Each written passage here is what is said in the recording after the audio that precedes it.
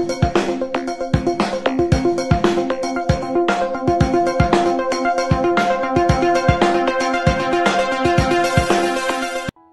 kita lanjutkan pelajaran kita pada pertemuan ke-8 ini. Dengan judul pelajaran kita adalah perkembangan sistem pemerintahan di negara Republik Indonesia. Sejak Indonesia memproklamasikan kemerdekaannya pada tanggal 17 Agustus tahun 1945, telah mengalami perubahan sistem pemerintahan. Antara lain, pertama, sistem parlementer. Sistem parlementer adalah sistem ketatanegaraan yang menggunakan pola pertanggungjawaban Dewan Menteri kepada parlemen. Artinya, para menterilah yang menjadi penyelenggara pemerintahan negara. Presiden hanya sebagai kepala negara. Sistem pemerintahan memiliki ciri-ciri sebagai berikut. Terdapat pemisahan kekuasaan antara kepala negara dan kepala pemerintahan. Yang kedua, kepala pemerintahan adalah Perdana Menteri yang dipilih oleh parlemen. Dan yang ketiga, kepala negara adalah presiden. Yang kedua, sistem parlementer semu. Antara lain bahwa Indonesia pernah mengalami sistem parlementer semu ketika menggunakan Konstitusi Republik Indonesia Serikat.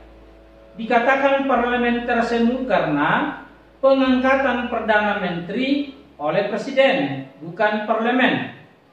Presiden dan para menteri masih merupakan pemerintah yang seharusnya Presiden sebagai kepala negara, Perdana Menteri sebagai kepala pemerintahan.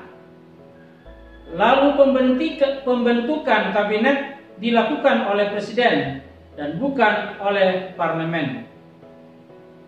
Yang ketiga, sistem presidensial. Sistem presidensial dilaksanakan di Indonesia pada awal kemerdekaan dan dilaksanakan kembali setelah Dekret Presiden 5 Juli tahun 1959 sampai sekarang. Ciri-ciri sistem presidensial antara lain, yang pertama, Presiden dipilih oleh rakyat menjadi kepala pemerintahan. Kedua, Presiden dan DPR tidak bisa saling menjatuhkan.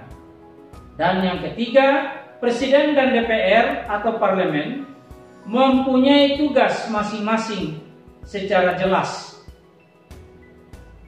Untuk menunjang jalannya pemerintahan, maka diperlukan struktur lembaga negara.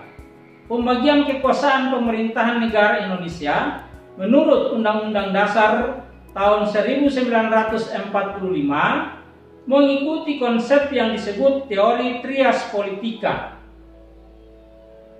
Menurut teori trias politika ini menghendaki adanya pemisahan kekuasaan secara tegas antara pertama kekuasaan legislatif, kekuasaan yang membuat undang-undang yang terdiri dari MPR, dan anggota MPR ini terdiri dari anggota DPR dan anggota DPD. Yang kedua, kekuasaan eksekutif, yaitu kekuasaan yang menjalankan undang-undang. Dalam ini kita sebut kekuasaan pemerintahan yang dilakukan atau dilaksanakan oleh Presiden sebagai kepala pemerintahan. Dan yang ketiga adalah kekuasaan yudikatif, kekuasaan kehakiman yang terdiri dari Mahkamah Agung, Mahkamah Konstitusi, dan Komisi Yudisial. Adapun lembaga-lembaga negara menurut Undang-Undang Dasar Negara Republik Indonesia tahun 1945, yaitu MPR, Presiden, DPR, Dewan Perwakilan Daerah, Badan Pemeriksa Keuangan, Mahkamah Agung, Mahkamah Konstitusi, dan Komisi Yudisial.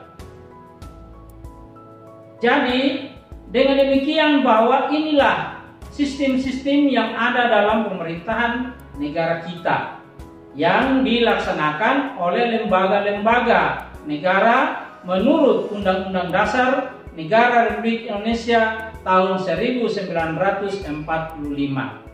Jadi, dengan demikian bahwa pemerintahan kita itu adalah pemerintahan yang dilaksanakan oleh presiden sebagai kepala negara dan sekaligus sebagai kepala pemerintahan. Anak-anakku sekalian, demikian pelajaran kita hari ini. Tugas kita selanjutnya ialah mengerjakan pertanyaan yang disediakan untuk dijawab dan dikirim melalui dengan aplikasi Classroom. Demikian, selamat belajar di rumah dan salam sehat.